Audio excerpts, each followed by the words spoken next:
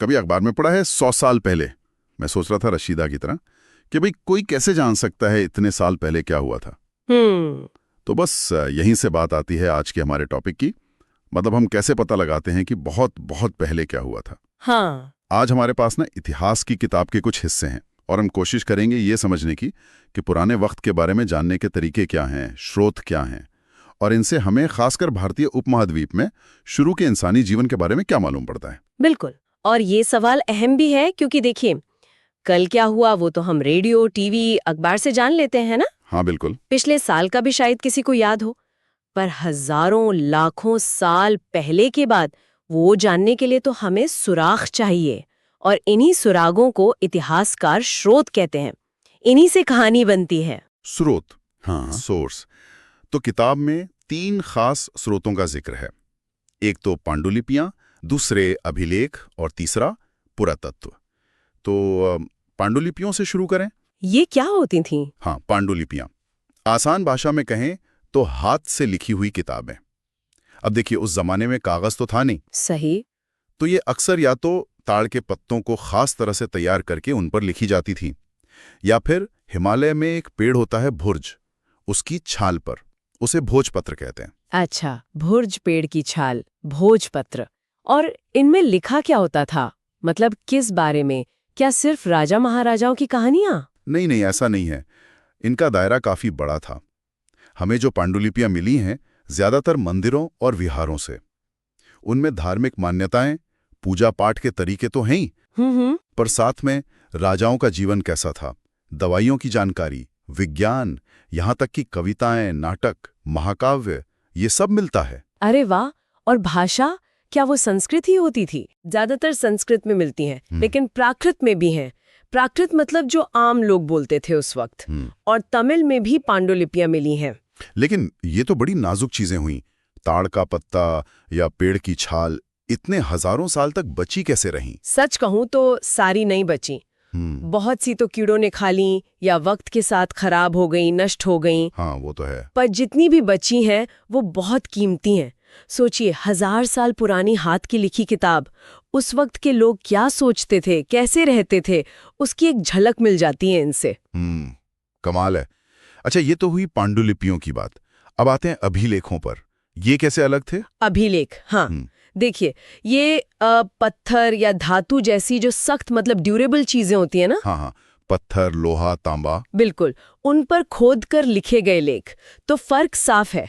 पांडुलिपि नरम चीज पर जो आसानी से खराब हो जाए, और अभिलेख सख्त चीज पर ताकि लंबे समय तक रहे। एग्जैक्टली, उनका मकसद ही यही होता था कि वो टिके रहें। अच्छा, तो सिर्फ टिकाऊपन के लिए ही बनवाते थे या कोई और वजह भी थी? टिकाऊपन तो था ही, पर बात सिर्फ उतनी नहीं थी।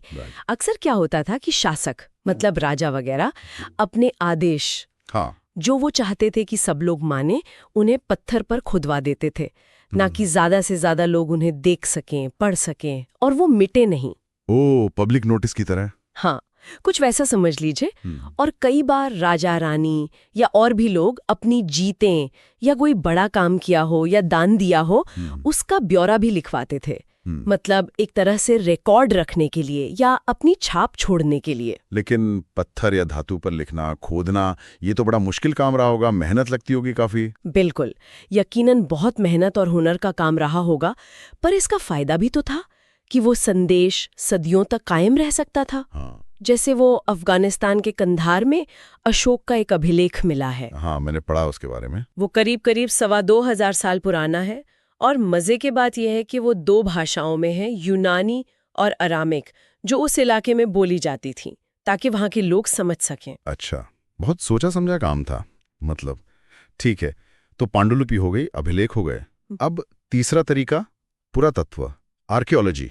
ये क्या है, इसमें क्या करते हैं? पुरातत्वविद, आप इनको अतीत का जासूस समझ सकते हैं। जासूस? अच्छा, हाँ, क्योंकि ये सिर्फ लिखी हुई चीजों पर ही नहीं टिके रहते। ये पुरानी चीजों को ढूंढते हैं, उनका अध्ययन करते हैं। जैसे पुरानी इमारतें जो पत्थर या ईंट की बनी हो, उनके बचे खुचे हिस्से, खंडर, पुरानी मूर्तियां, पेंटिंग्स। अच्छा, मतलब जो दिख रहा है ऊपर वो भी, और जो जमीन के नीचे दबा है वो भी।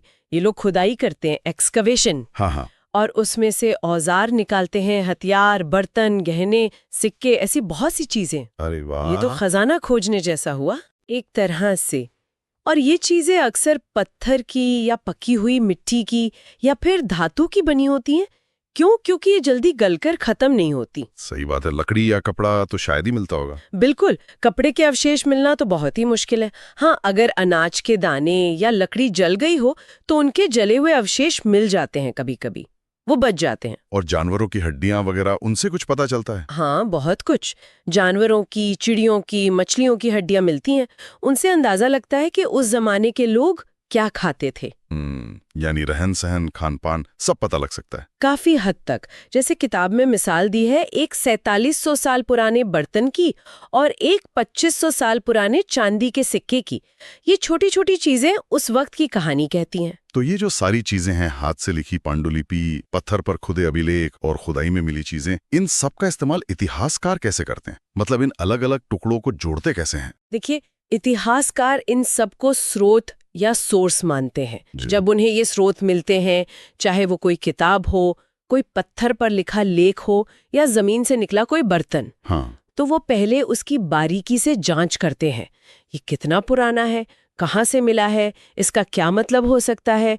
फिर वो इन अलग अलग स्रोतों से मिली जानकारी को एक साथ रखते हैं, उनकी आपस में तुलना करते हैं और कोशिश करते हैं एक पूरी तस्वीर बनाने की। मतलब पहेली जोड़ने जैसा काम। बिल्कुल, ये सच में एक जासूसी के काम जैसा है। हर सुराग, हर छोटी सी चीज अहम होती है और धीरे धीरे कहानी सामने आने लगती है। और इन सुरागों से, इस जासूसी से हमें पता क्या क्या चलता है?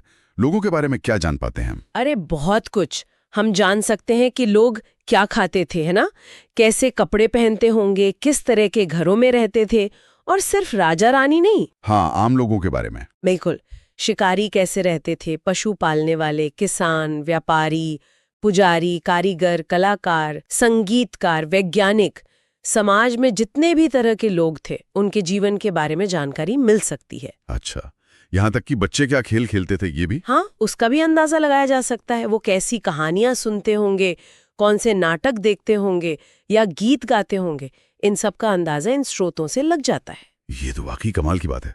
अच्छा, अब जरा ये बताइए, ये लोग रहते कहाँ थे? मतलब भारत में अगर देखें तो सबसे पुरानी बस्तियां कहाँ थी? शुरुआत कहाँ से हुई?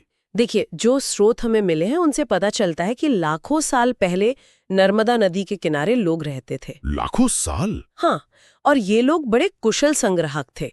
मतलब उन्हें जंगल की चीजों की अच्छी पहचान थी, कौन सी जड़ें खानी हैं, कौन से फल खाने हैं, और वो शिकार भी करते थे। अच्छा, यानी शिकारी और संग्राहक।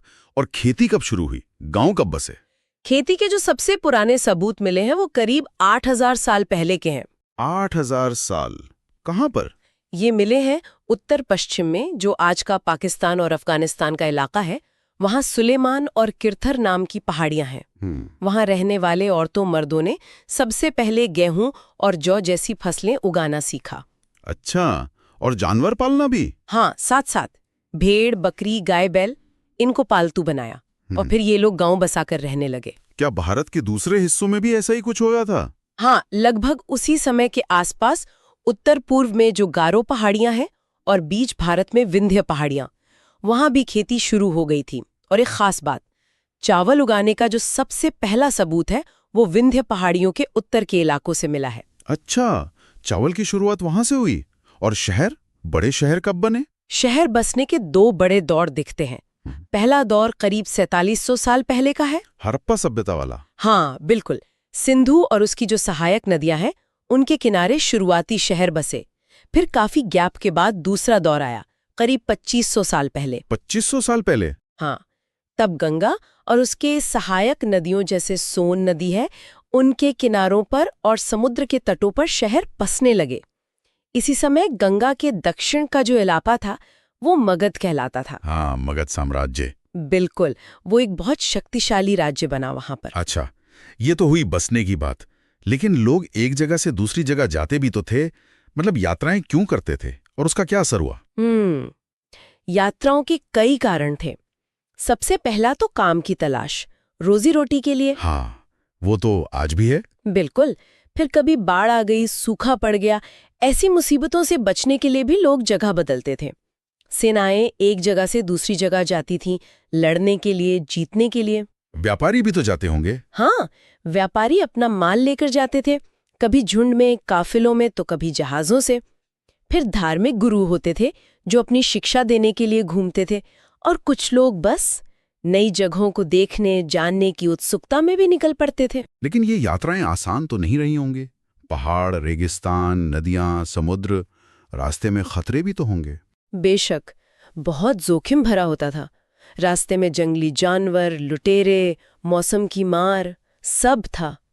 पर लोग रुके नहीं। उन्होंने पहाड़ों को लांघा, रेगिस्तान पार किए, समुद्रों को भी पार किया, हिम्मत दिखाई। और इन यात्राओं का नतीजा क्या निकला? मतलब लोग मिले जुले तो होंगे। हाँ, और यही सबसे अहम बात है। जब लोग एक दूसरे से मिले तो सिर्फ सामान का लेन देन नहीं हुआ, विचारों का भी हुआ। अच्छा, किस तरह के विचार? जैसे पत्थर को कैसे तराशना है, इसके नए तरीके सीखे, संगीत बनाने के नए ढंग सीखे, यहाँ तक कि खाना बनाने की नई नई तरकीबें भी एक दूसरे से सीखी। इससे क्या हुआ कि हमारी जो संस्कृति है वो और भी अमीर हुई, उसमें नई नई चीजें जुड़ती गईं। और बाहर से भी लोग आए होंगे। बिल्कुल, उपमहाद्वीप के बाहर से भी लोग आए और यहीं बस गए। उनकी वजह से भी हमारी संस्कृति में और विविधता आई। विचारों का ये मेलजोल बहुत जरूरी था। इसी मेलजोल और विविधता से जुड़ा एक और सवाल है मेरे मन में। हमारे देश के नाम इंडिया और भारत, ये नाम कैसे पड़े? इनकी क्या कहानी है? हाँ, ये दिलचस्प है।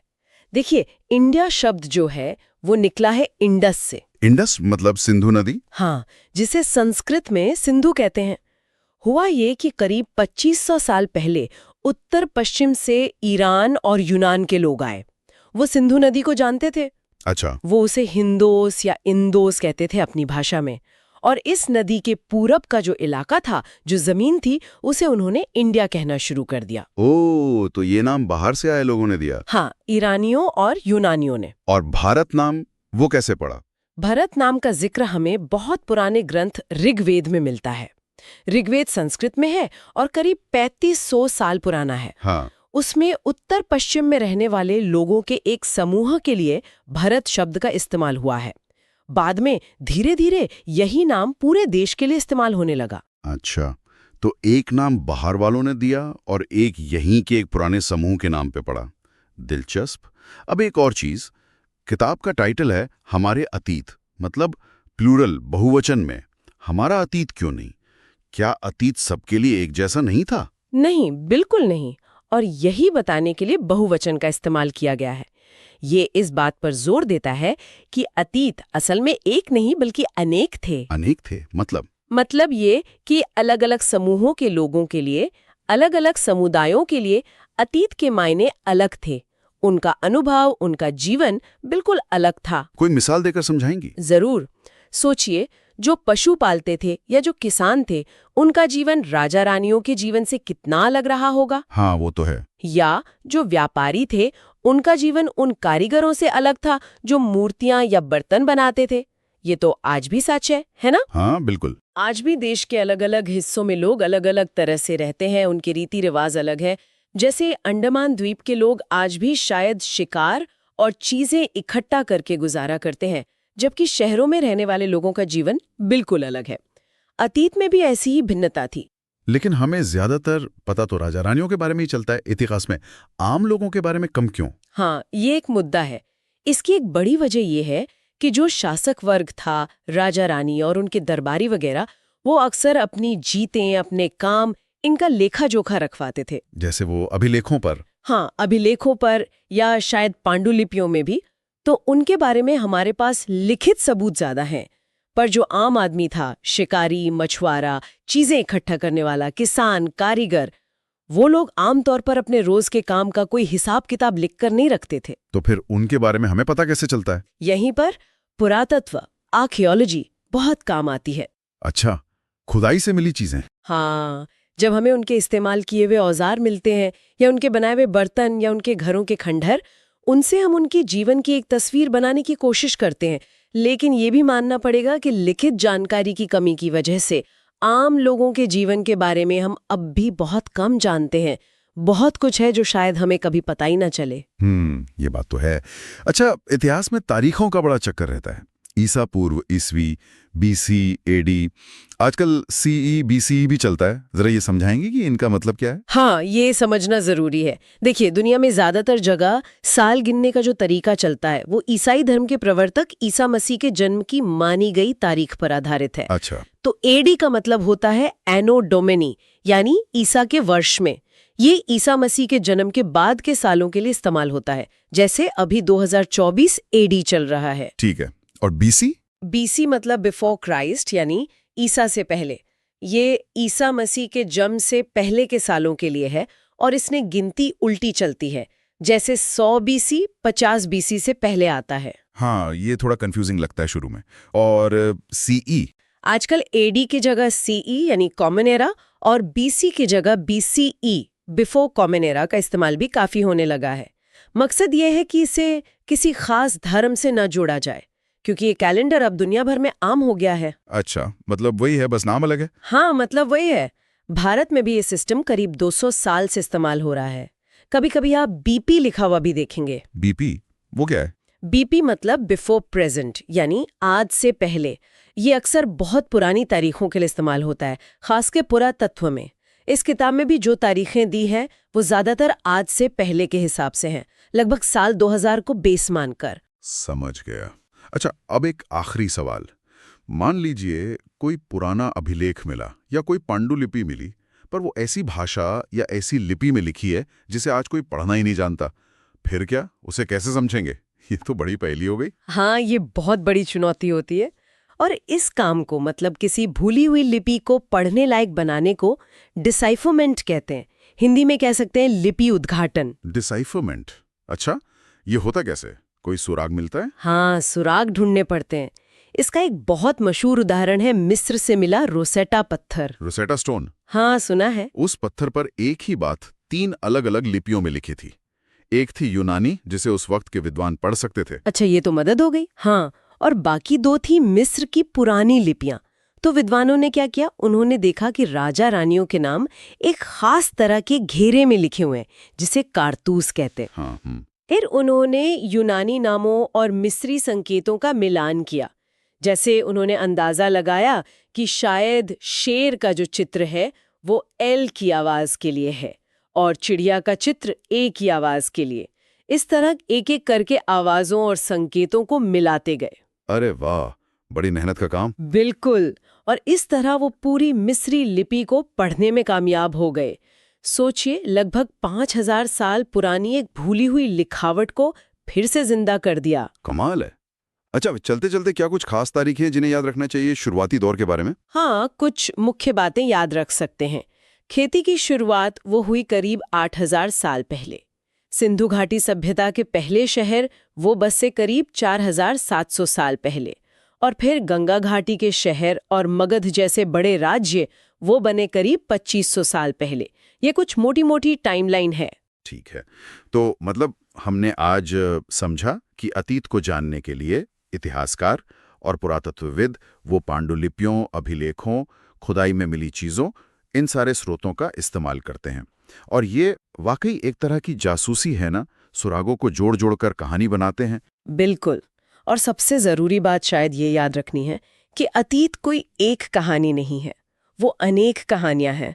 अलग अलग लोगों के लिए दुनिया बहुत अलग थी, और ख़ासकर आम लोगों के बारे में जिनकी लिखी हुई बातें कम मिलती हैं, पुरातत्व हमें उनकी दुनिया की एक झलक देता है।